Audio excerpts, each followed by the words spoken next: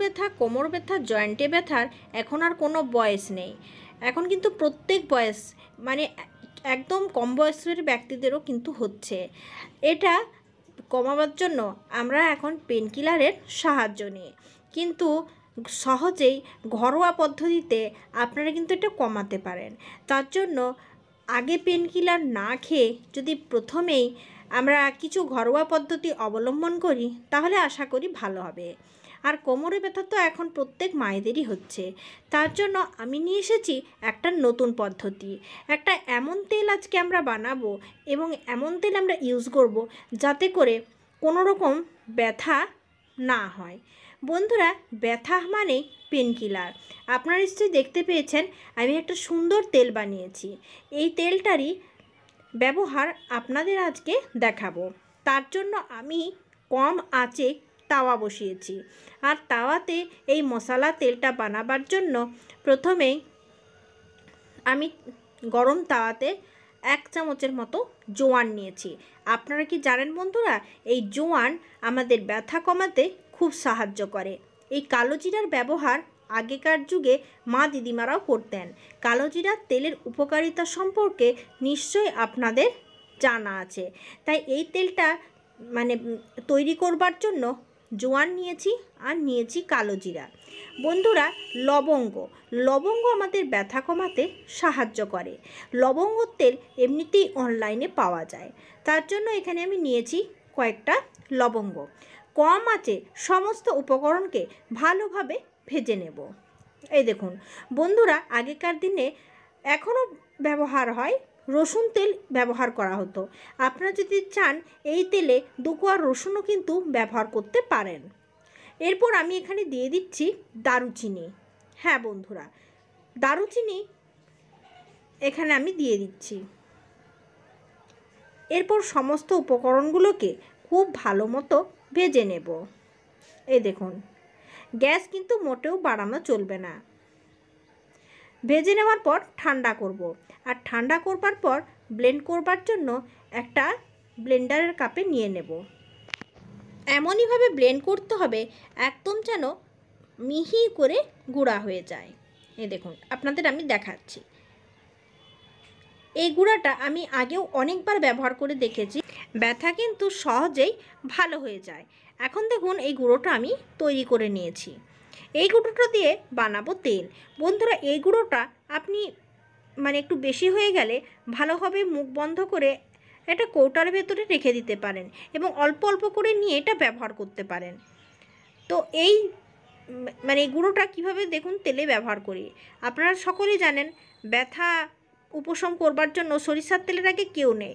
এখন যতই আধুনিক তেল উঠুক না কেন, বাচ্চাদেরও শক্ত করবার জন্য আমরা সরিষার তেলে কিন্তু ইউজ করি। যতই ডাক্তাররা বারণ করুক, সরিষার তেলের উপর ভরসা প্রত্যেকেরই আছে। সেরকম ব্যথা কমাবার জন্য এই সরিষার তেলটা হলো খুব গুরুত্বপূর্ণ। তাই এখানে আমি অন্য কোনো রকম তেল না দিয়ে আমি দিয়েছি সরিষার তেল।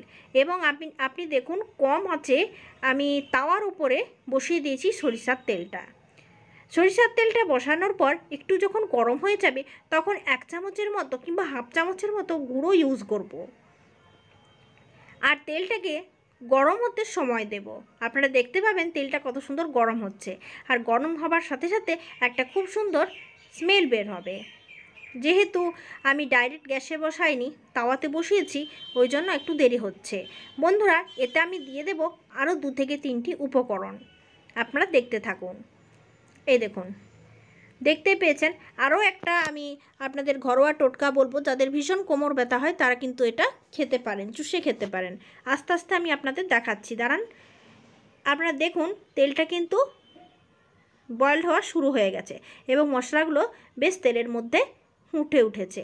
এখন যেই তেলের মধ্যে ফুটে উঠবে তখন আমি এর সাথে দিয়ে দেব আদা।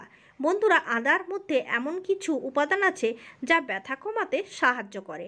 তাই আদাকে ছোট্ট ছোট্ট করে কেটে আমি এটা এই তেলের মধ্যে ভেজে নেব।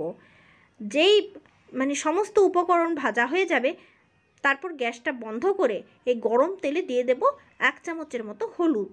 বন্ধুরা, তেল ঠান্ডা হবার পর এই তেলটা আপনি মাখুন। হাঁটুর যন্ত্রণায় মাখতে পারেন। হাঁটু হয়তো যন্ত্রণা হয়নি, হালকা মোচড় লেগেছে, ব্যথা হচ্ছে, তাতে ব্যবহার করতে পারেন। আর্থারাইটিসের ব্যথায়, বাতের ব্যথায় ব্যবহার করতে পারেন। এছাড়াও আপনার ঘাড়ে যদি কোনো মতে খেঁচকা লেগে যায়, সেই ঘাড়ে ব্যথাতে ব্যবহার করতে পারেন। এই তেলটা ভীষণভাবে উপকারী।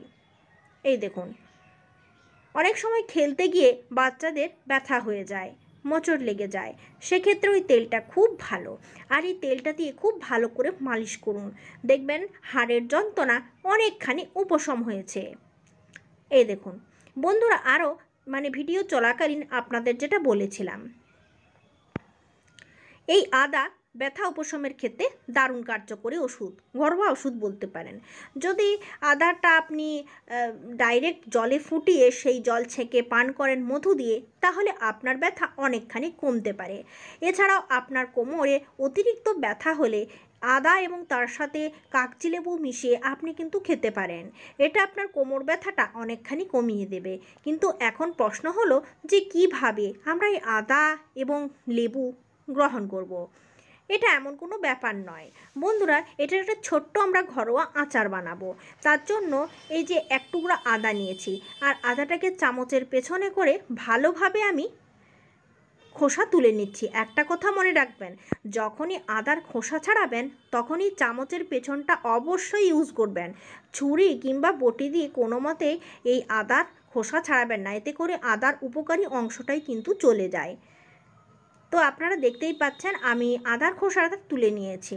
এখন ছোট্টখাটো আচার বানাবার জন্য আপনারা হয়তো ভাবছেন উনুন জ্বালতে হবে, কড়াই বসাতে হবে, এমন কিছু না। আদাটাকে ছোট্ট ছোট্ট পিস করে কেটে নিন। এই দেখুন, খুব ছোট ছোট পিস করে কেটে নেব আদাটা। বন্ধুরা, এটা সারাদিনে 3 থেকে 4 পিস খেলেই আপনার কোমরের ব্যথা, হাঁটুর ব্যথা অনেকখানি কমে যাবে। এই দেখুন, ছোট্ট ছোট্ট করে কুচু কুচু করে কেটে নিলাম আদাটা, এবং আদাটা কেটে নেওয়ার পর আমি লেবুর রসে আদাটাকে ভিজতে দেব। এটা খেতে খুব একটা খারাপ লাগবে না বন্ধুরা। এর সাথে অল্প লবণ ছড়িয়ে রাখতে পারেন, তবে লবণ না দেওয়াই ভালো হবে। আদার ঝাঁঝটা যারা সহ্য করতে পারবেন না তারা লবণ দেবেন, না হলে লবণ না দেওয়াই ভালো। হাফ কাগজি লেবুর রসে আমি কিন্তু এই আদাটা ভিজতে দিয়ে দিলাম। কিছুক্ষণ পরে দেখবেন এটা পুরো লাল হয়ে গেছে, আদাটা দেখতে অনেকক্ষণ রাখার পর লাল হয়ে গেছে। এরপর এটার থেকে আপনি একটু একটু করে নেন আর চুষে চুষে খান। সারাদিনে 4 থেকে 5 পিস খান, কোমর ব্যথা অনেকটাই ভালো হয়ে যাবে। ধন্যবাদ।